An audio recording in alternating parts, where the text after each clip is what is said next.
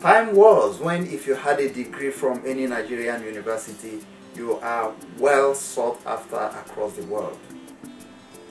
Philip Emeagwali, Professor Bath Nnaji, Dr. Ngozi Okonjo-Iweala are amongst the very many prominent Nigerians who have distinguished themselves in the United States of America.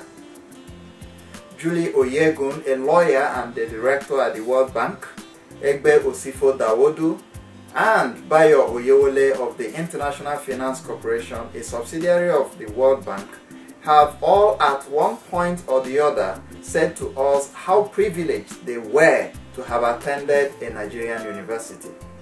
Today on A Chat with the Professional, we are going to be taking a look at some of the discussions held with some professionals within the past couple of months on the decline of education in Nigeria. This is with a view to charting a new course with the emergence of Dr. Goodluck Ebele Jonathan, an educationist, as the President, Federal Republic of Nigeria, in the just concluded April 2011 elections. We are hoping that his well-orchestrated attention to the education sector is indeed going to receive a boost during his tenure. And we're also hoping that every Nigerian will rise up and encourage and support the government of the day in achieving this. I am Martin Sobu, your regular host, and you're welcome to A Chat with the Professional. And I urge you to sit back as I present to you some of these clips.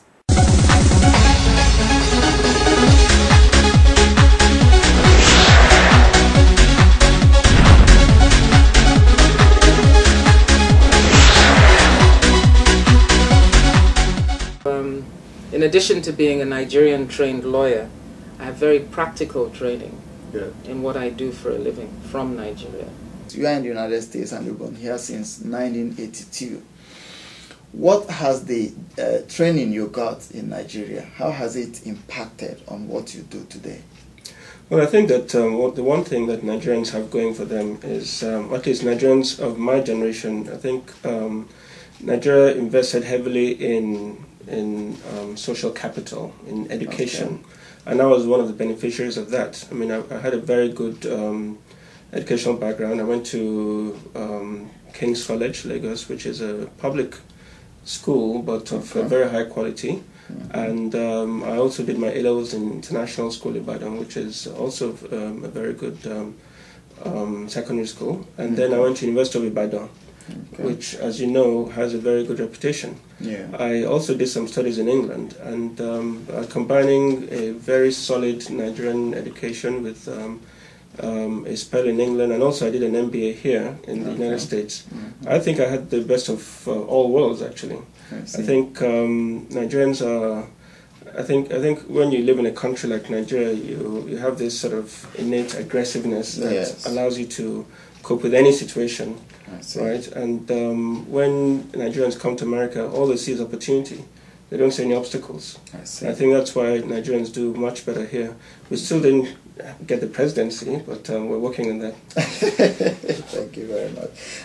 Today the story is different, as Nigerian graduates are subjected to several months of training before they are integrated into their work environment abroad.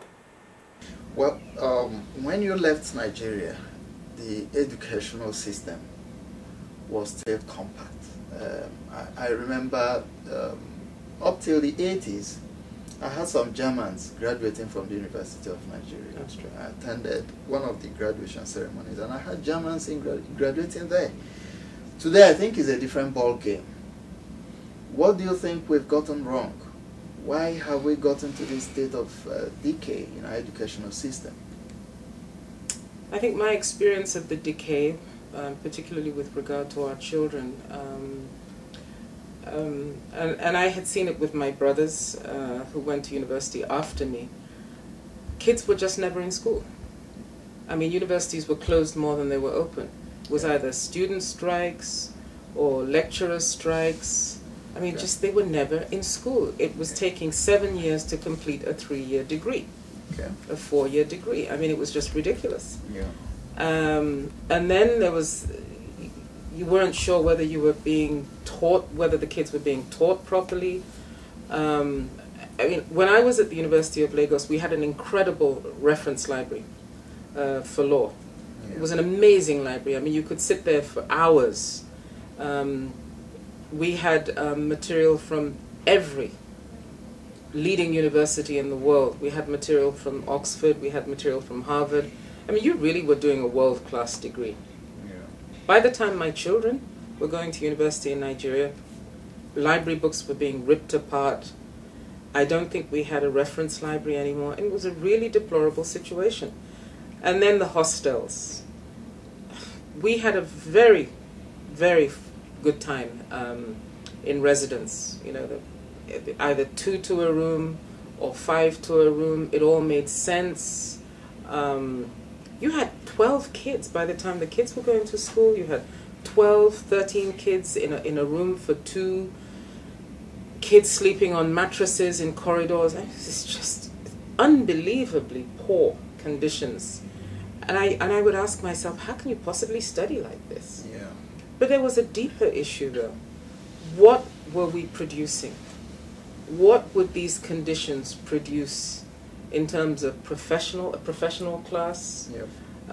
What were we preparing these kids to be? What values were we instilling in them? I mean, exam fraud was rife, and we just felt this is not what we want for our children. And to the extent that we can afford to give them an alternative, we would strive to do that.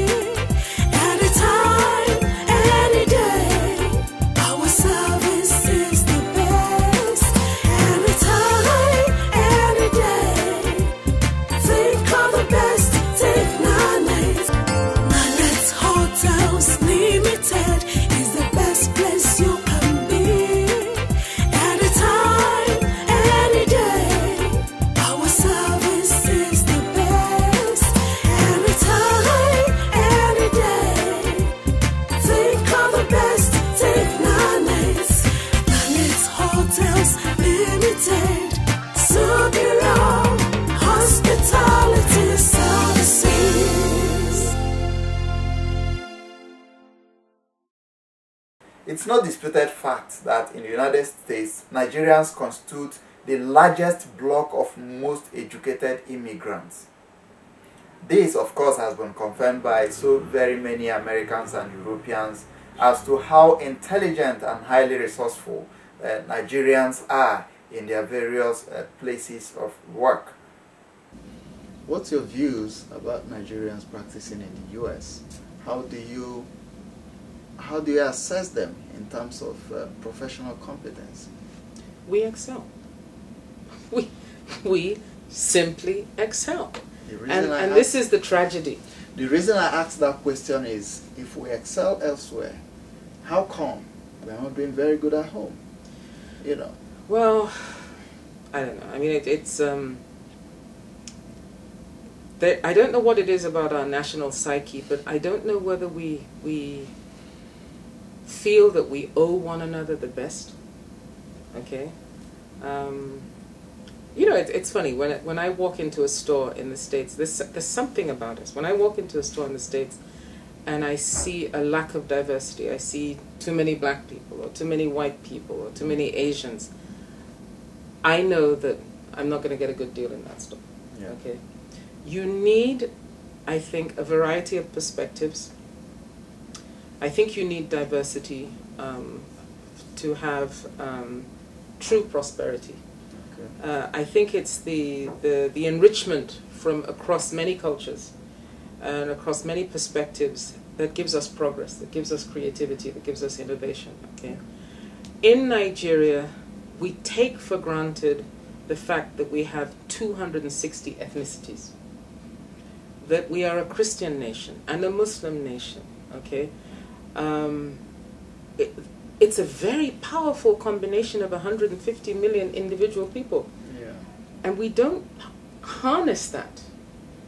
And so the Nigerian professional here understands that there are incredible odds against your doing well. We know we're always under scrutiny because we're immigrants, okay? We know what it's cost for us to get what we have outside Nigeria. We know that there are people in Nigeria that we need to send money to, who rely on us for good counsel. There is an assumption, that we were discussing, that we know something that perhaps they don't know. I mean, there are all kinds of responsibilities and accountabilities that have a bearing on, I believe, the way Nigerian professionals comport themselves and discharge their duties, the way we occupy the positions that are entrusted to us. And I just think if we could think as a nation of what we bring to the global discourse, or what we take from it when we aren't the best that we can be, I think there needs to be a discussion of that and a consciousness around that. Your impression about the country, Nigeria? I've had the opportunity to transit through Nigeria. I haven't actually visited the country myself, but it is, I think, known to many, many people as one of the countries on the continent with almost limitless promise. Nigerian people are enterprising, many, many well-educated people, and so it's another one of the reasons why we're happy to be partners with the people and the country of Nigeria. Nigeria itself, as you mentioned, has a very rich tradition of scholars who have helped propel Nigerian culture forward. So getting back to that very basic cultural root, I think, is a very important aspect. It took Joe Stiglitz, who used to be the chief economist, by the way, at the World Bank, to go to Nigeria and inform Nigerians that the highest educated immigrants into the U.S. are Nigerians. It took Joe Stiglitz to tell us that. Our government has never told us that. I don't think our embassies know that. And I don't think that we have a consciousness of what our contribution means to black people. Okay? What our contribution, what our stature, our moral stature means to black people when we stand and we are moral, or when we fall because we are immoral. What that means. I don't think we dwelt on that. It is a national issue. I think there needs to be a national consciousness around the significance of the success or failure of Nigeria and Nigerians to black people. It's not just a national dilemma. It is something that should engage the consciousness of Nigerians on behalf of the race. I feel very strongly about that. This program seeks to empower the youth. We seek to bring out the best out of the youth. And I am asking, if you travel around the world, you see a number of Nigerian professionals doing very well, remarkably well. And most of these professionals had their basic training in Nigeria, way back. Absolutely. And look at our education system today. What do you think we should do to ensure that people come out of the university with a certificate they can defend? Come out from the university, and when you ask them, what do you want to do? The person is in the affirmative telling you, this is my direction. Rather than what we have now, someone comes out, what do you want to do? Anything. Well, your question is really music to my ears, because education and where it has left us. I don't know when we're on air, but I give the convocation lecture of the University of Technology in Abeokuta, sometime during the course of March, and it's about the collapse of our educational system and where we are. First, I think that your emphasis in the question, in fact, points to the heart of the problem. In Nigeria, it's all about university education, tertiary education. We forget that you need a certain basic background to be able to make something out of university education. And we've abandoned attention to primary education. quality secondary education is only in some private strongholds and maybe one or two federal kind of establishments. Yes. Other than that, total collapse. Total collapse. I listened to, I think, the Registrar of WAEC on December 23rd last year, and I started crying. In the car, I was listening to him lamenting the state of education, the collapse of culture in Nigeria. Even with cheating, we can't pass. Yeah. With the enormity of the cheating, 20-something% only can manage to pass with math and English and all of that, or get a number of credits. And I'm going, what happened to Nigeria? You know, so if we're going to make a difference, we've got to go back and begin with primary education. Mm-hmm. We've got to connect of parents, community, and the state in the process of design, monitoring, and essentially reinforcing the education process. The way it is now, we're not getting value out of it. Mm-hmm. And so what happens is that garbage enters the university system, so what can exit can only be garbage. Garbage in, garbage out. So the first thing we must do is ease the emphasis on tertiary education. We need more universities, we need more better graduates, but they won't happen unless we take care of the basics. Yeah. The UBE program has not gone as it should go.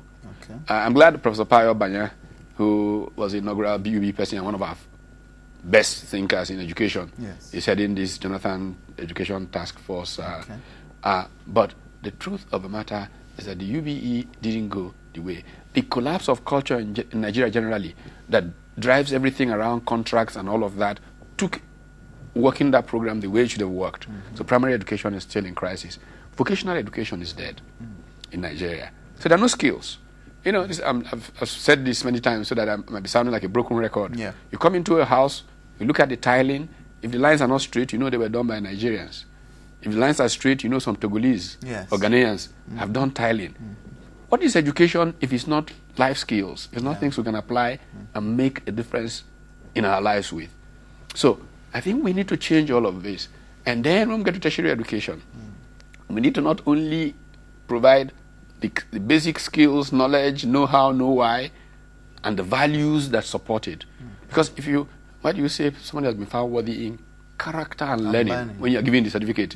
You have all the knowledge in the world, you don't have the right character, it's a waste of investment. Yes. So when we then do that, we can ensure that part of the curriculum involves entrepreneurship training. Yeah. When it sets the mindset and people have real skills, they can use that skill to translate possibilities into value and create more jobs, create wealth for society. All right, thank you very much. I'm sure you are as thrilled as I am here in the studio. Professor Patu Tomi is someone you know very well, and once it has to do with education, he's very passionate about it. We must take a break now, viewers. Please don't go away. We'll be right back.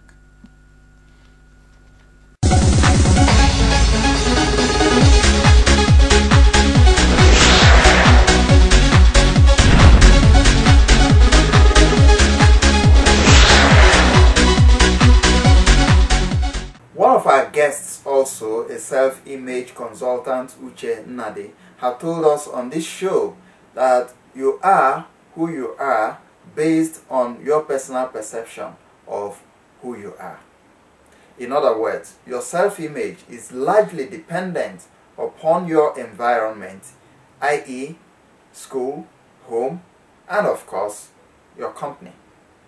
I want to tackle this by referring to what the legendary Henry Ford said. He said, and I quote, "If you think you can or you cannot, you might be probably right." In other words, it's your thinking, it's your perception of yourself, it's your self-image of who you are that determines what you can do. Also, another author, whom I cannot remember the name, said that what you can do or cannot do is not determined by the capacities or latent powers or prowess you have. Okay. Then another person went to refine it by saying that the race does not go to the swiftest or the fastest, but to he who thinks he or she can. And then also, the Living Book, the Bible, tells us in Proverbs 23:7 that as a man thinketh in his heart, so he is. All these things put together will tell us that we are who we are, and we are where we are, not because of the capacities that are resident within us, but because of what we think, what we feel, and what we believe, our belief of who we are and what we can do. And that tells us and brings us to the issue of this self-image. The father of self-image management in the world, of the blessed memory, Maxwell Moss, in his great book called Psycho-Cybernetics, he says that human beings act, feel, and perform in accordance to what they imagine to be true about themselves and their environment. And there is no other greater truth. Your actions, your feelings, your performance has nothing to do with who you are, but what you imagine, vividly imagine, about what is true about yourself and your environment. You react to people the way you think they react to you, not the reality. So this self-image management is at the crux of everything we do in life. I want to be a little bit, maybe vulgar, you may say. If I see a young lady that I want to date, and I have within me that I can woo her, talk to her, and she will agree with me to be with me, do I have any reason to go and rape her? No. But because I have a complex, I have a negative or inadequate self-image of myself, that if I go talk to her, she may not agree, I look for ways and means to go and rape her. Then one of these other things that is killing the youth today, the cult system. Why do you want to join a cult? Number one, probably you are not too sure you can pass your exams by yourself. Then you now join a cult, you go and threaten the lecturer so that he can pass you because you are in a cult. In another way, then you can, if you watch, there are cases where you have these children from the very well-to-do families finding themselves in the cult organizations. Why is that so? There's everything to them in terms of materials. But that is not enough. Even though the monies are there, their image dictates there is a lack, there is a yearning gap within themselves that they are not sure of who they are. They don't really know who they are. They don't really know that they have the capability of being or having or doing whatever they want to do in life. It is only about believing that they can do that. So the self-image is very, very vital in what we can do as individuals or as a nation.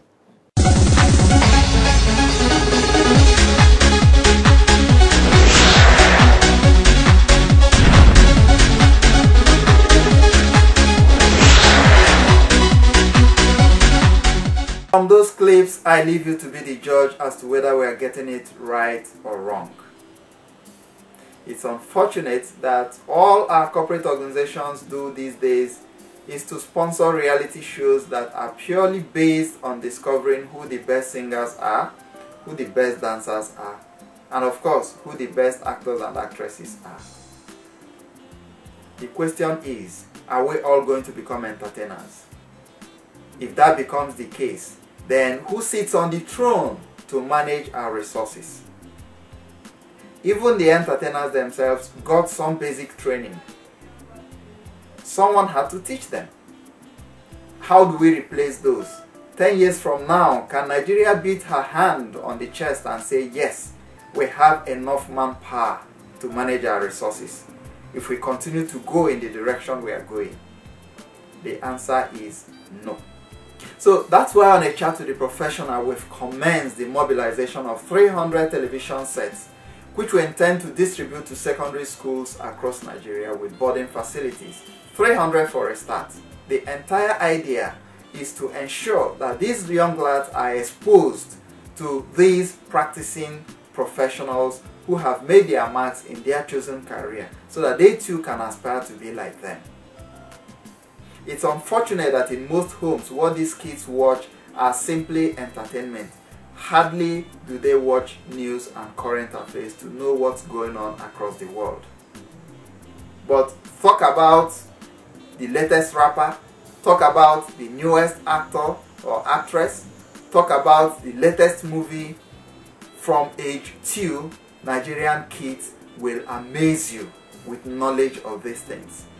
But when it comes to core educational development, by that I mean talking about administration, talking about science, talking about engineering, we are way far behind. This isn't the way it was in the past. Otherwise, the likes of the professionals we featured today wouldn't have been where they are. So we are calling on you, the corporate organizations, we are calling on you, individuals, wherever you are as a Nigerian. This is a clarion call for everybody, for all hands to be on deck to ensure that our education system is put right back on track. Till next week when I come your way, this is Martin Sobu saying, for you as a corporate organization, for you as an individual, if you want to support what we are doing, kindly get in touch with us so that together we can partner to make Nigeria a better society. Till next week.